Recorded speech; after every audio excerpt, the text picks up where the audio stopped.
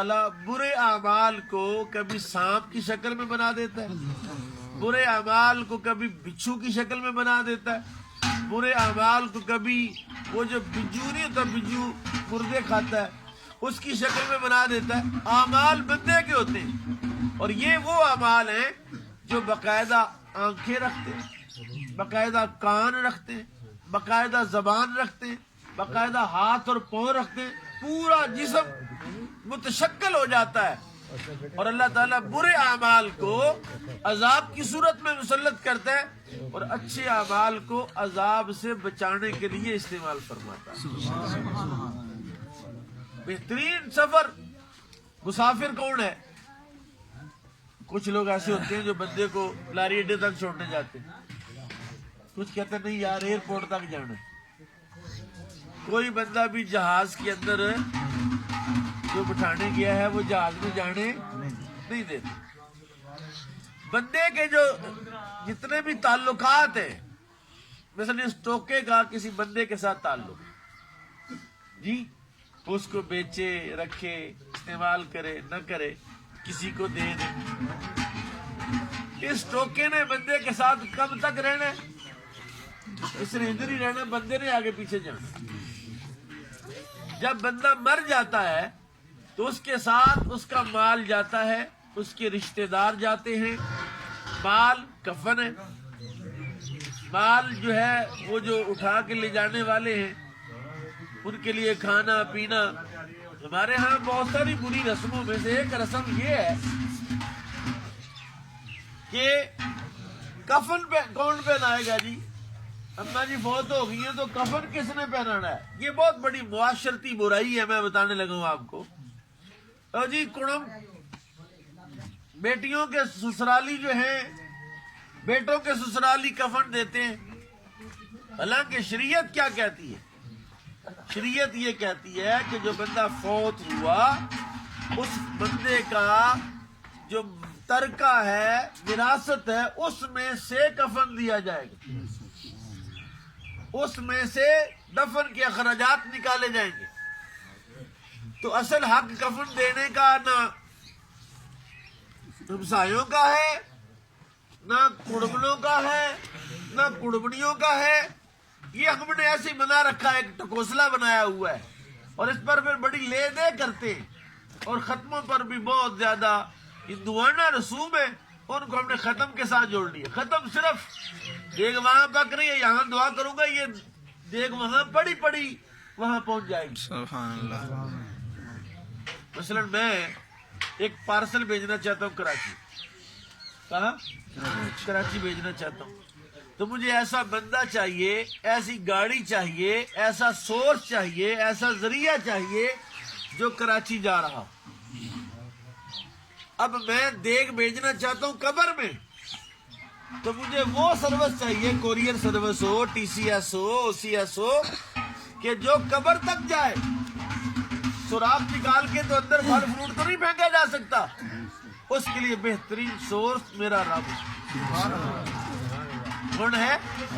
اللہ پاک۔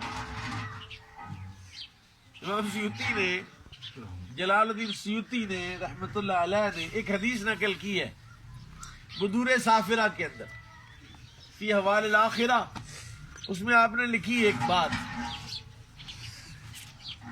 ایک be be فوت ہو گئی مدینہ پاک، اس کے شوہر نے اسے کفن پہنایا، دفن کر دیا۔ اس بندے کو، شوہر کو، یہ بھی بڑا سیاپا ہے کہ شوہر کو نیڑے نہیں آنے دیتے، کہ سارا محلہ آ جب تو لاگے نہ لگے، ساری زندگی بیچاری نے گزاری، اس کو کندھا نہیں دینے دیتے، اس کو قبر میں اتارنے، بھائی اب بندے نے پھڑ کے رکھے ہوئے لاگے نہ آئے۔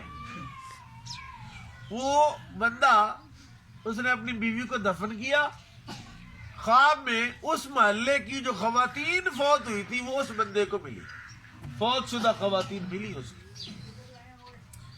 اس نے کہا میری بیوی بھی فوت ہوئی ہے، وہ نہیں تمہارے ساتھ آئی۔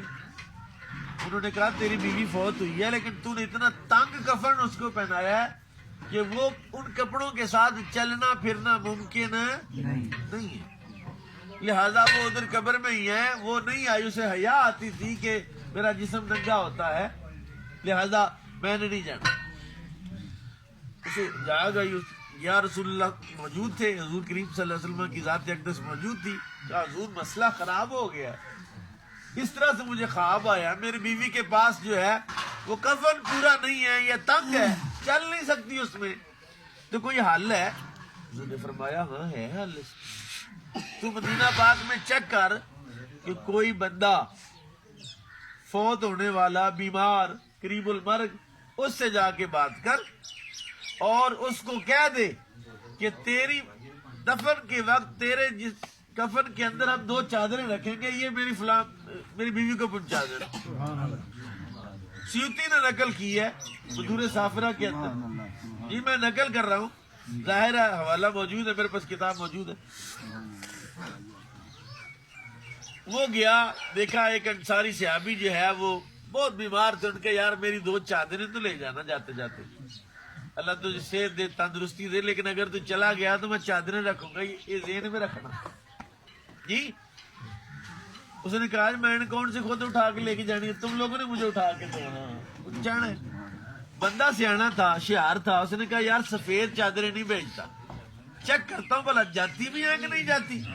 اس نے چادروں کو زعفران کے ساتھ رنگ دیا، جو زرد رنگ کی ہو گئی، یلو کلر کی ہوگی چادر، جی زعفران کے رنگ کے ساتھ ان کو رنگے۔ زعفران جو ہے بہت قیمتی بوٹی ہے جی، اور بہت شے ہے، بڑی شے ہے وہ، اس کے اندر رنگ کے چادریں دے دی۔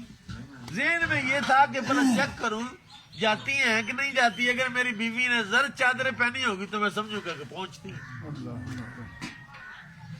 بندہ دفن ہو گیا، معاملات ہو گئے، 1 ہفتے کے بعد اسے دوبارہ خواب آیا اور اس کو فوت شدہ خواتین ملی، اس کے ساتھ اس کی بیوی بھی موجود تھی۔ میرا سوال یہ ہے کہ دفن کے وقت تو آپ لوگ اس کو نیڑے نہیں آنے دیتے، تو یہاں تو رسول اللہ فرماتے ہیں کہ وہ اپنی بیوی کے ساتھ شوہر کی ملاقات ہوتی ہے۔ اس نے دیکھا کہ اس کی بیوی بھی ان عورتوں کے ساتھ آئی اور اس نے زرد رنگ کی چادریں پہنی۔ سبحان اللہ۔ اور میرے بھائی، اصال ثواب کا کوئی قائل فائل ہو یا نہ ہو، صرف اس بات کا جواب دے دے کہ میں کوئی شے اپنے رب کو دیتا ہوں، یا اللہ یہ شے میں تیرے حوالے کرتا ہوں، یہ تو میرے دادے کو پہنچا دے، تو رب اس بات پر قادر ہے کہ نہیں؟ میرا بھائی رہتا امریکہ، تو اس طرح ہوا کہ وہ وہاں سے ڈالر بھیجتا ہے، ہم یہاں جب لینے جاتے ہیں نا پیسے، جو پیسے بھیجتا ہے ڈالر، تو وہ روپیے ملتے ہیں، ڈالر کرنسی کنورٹ ہو جاتی ہے،